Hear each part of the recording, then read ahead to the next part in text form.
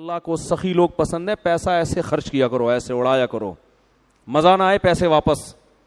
اچھا لگتا ہے آدمی, گھر میں بھی اچھا لگتا ہے, بیوی کو بھی اچھا لگے گا, بچوں کو بھی اچھا لگے گا, دوستوں کو بھی اچھا لگے گا, اللہ کو بھی اچھا لگے گا.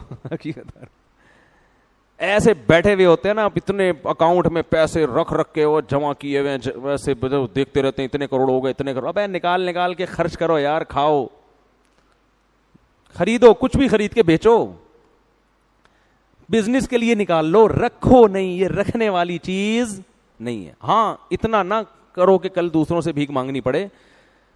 اپنی بنیادی ضرورتوں کو پورا کرنا چاہیے پہلے انسان کو. لیکن اللہ کو سخی آدمی پسند ہے, اللہ بھی سخی ہے. وقالت الیہود ید اللہ مغلولہ, کل جو ہم نے قرآن پڑھا نا اس میں یہودی کہتے تھے کہ اللہ ہمیں صحیح طرح دیتا نہیں ہے جیسے دینا چاہیے نا, ہمارے ایکسپینسز زیادہ ہیں, ٹھیک ہے نا, اور ارننگ اس حساب سے بولو کم ہے.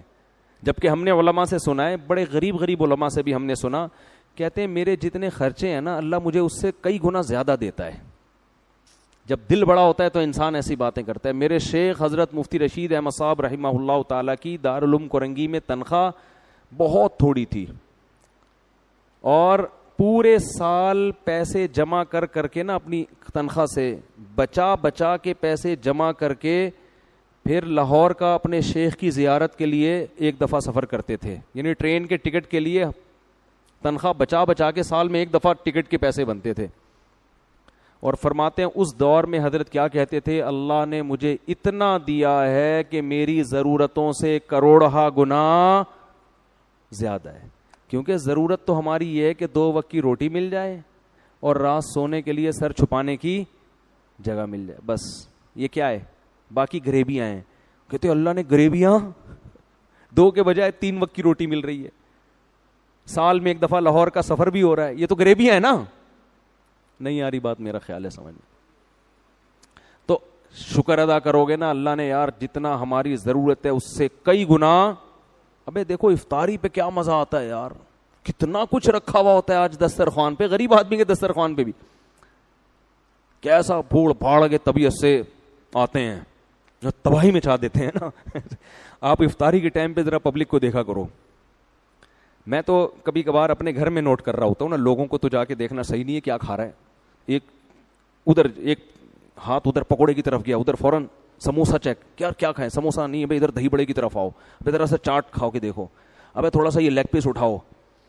ہے بھائی جتنی چیزیں ہوتی ہیں نا آدمی کنفیوز ہوتا ہے کہ کھانا کیا ہے. میں نے جلدی لگا ہوا ہے بس.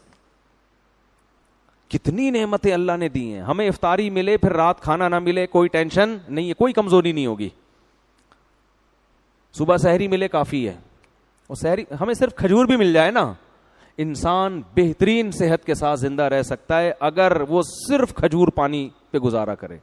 صحابہ کرام کئی مہینے کھجور اور پانی پہ گزارا کرتے تھے, اور بڑی بھاری بھرکم تلواریں لے کے میدان جنگ میں لڑا کرتے تھے. کھجور ہی ایسی چیز ہے جس میں اللہ نے سب کچھ رکھ دیا ہے, باقی سب غریبیاں ہیں.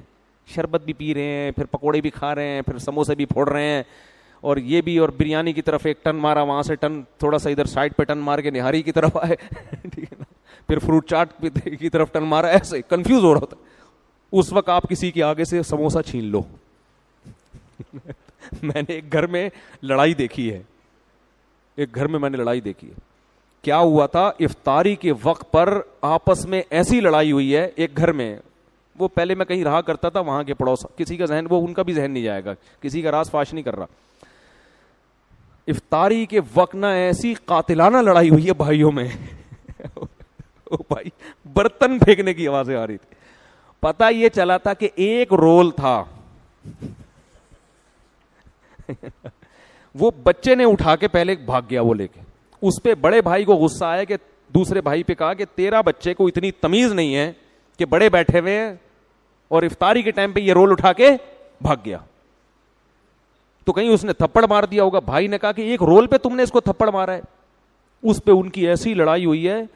تو اس لڑائی میں رول کا بہت بڑا رول تھا.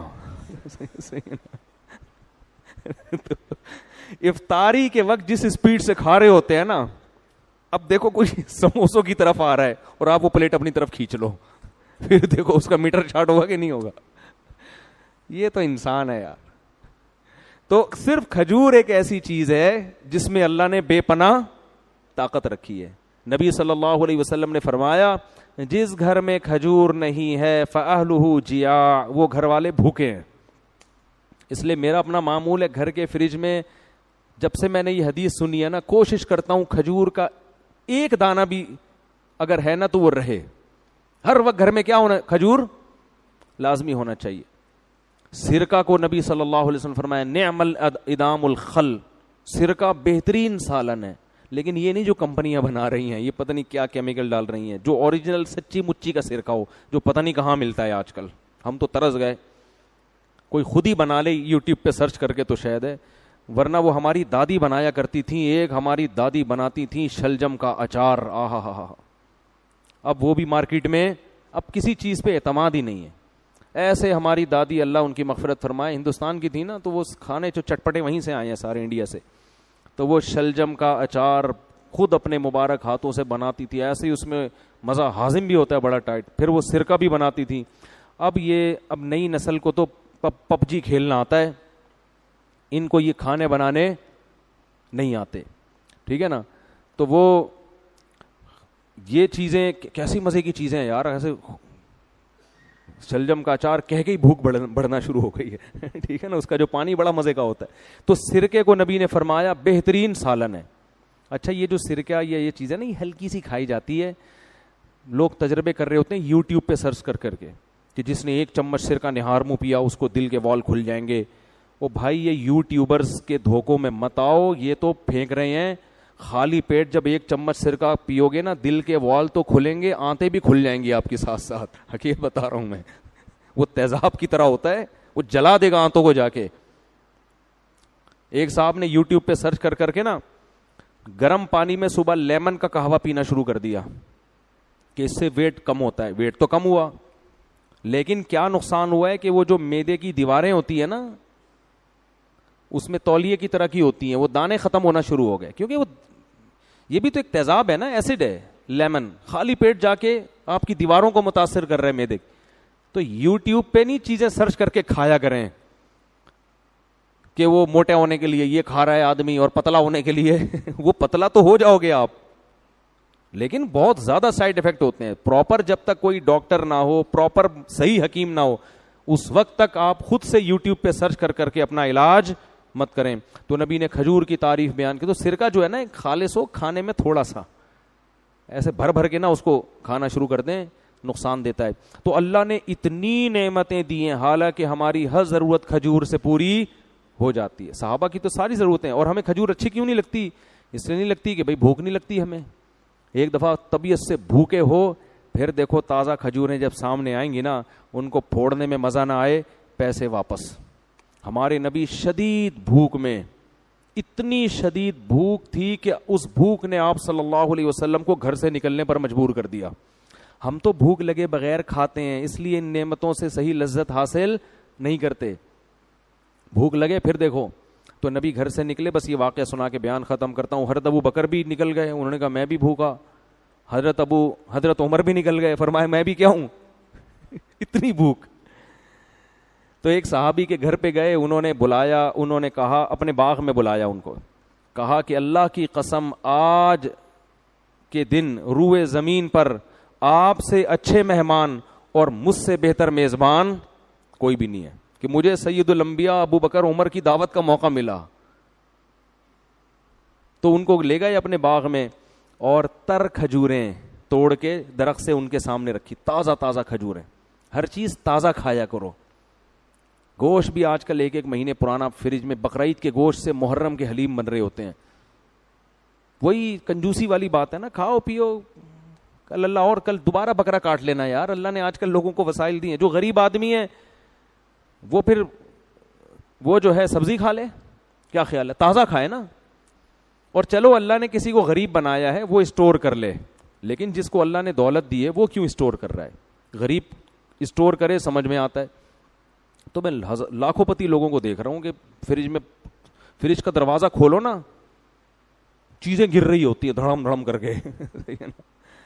تو کھجور ان کے سامنے لا کے رکھے آپ صلی اللہ علیہ وسلم کے سامنے. آپ صلی اللہ علیہ وسلم کتنی شدید بھوک میں کھجور کھائی اور پھر کنویں کا تازہ پانی پیا, اور پھر آپ صلی اللہ علیہ وسلم نے فرمایا لَتُسْأَلُنَّ يَوْمَئِذٍ عَنِ النَّعِيمِ, ان نعمتوں کے بارے میں کل تم سے قیامت کے دن سوال ہوگا.